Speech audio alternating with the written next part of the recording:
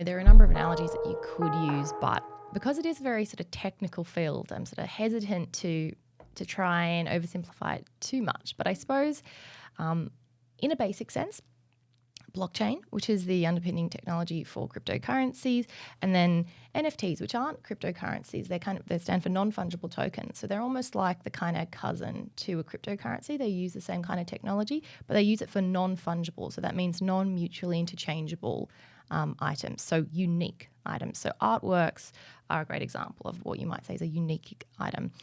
And so blockchain is the underpinning sort of architecture or infrastructure for storing information.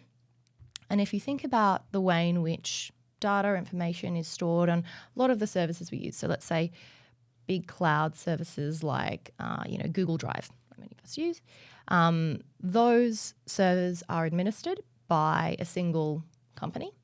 And when we have access to those documents, we request permission to that and we gain access to it, but there's a centralized control of that information.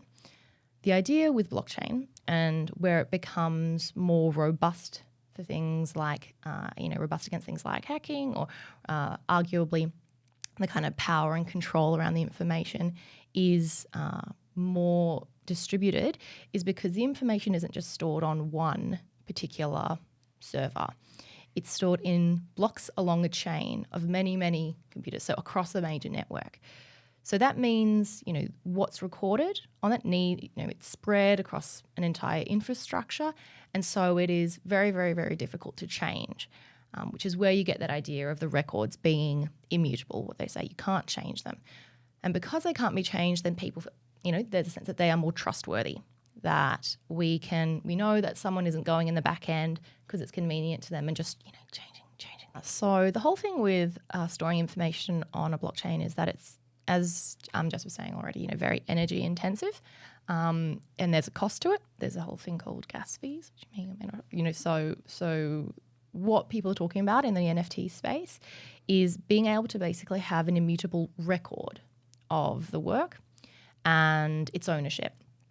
And what is kind of, nifty, as they say about NFTs, is that they're programmable. So if you are an artist and you create an NFT for your work, it functions a little bit like a kind of, permanent record of selling your work. But what you can also do is embed things like program resale royalties to return to you every time that particular work is sold.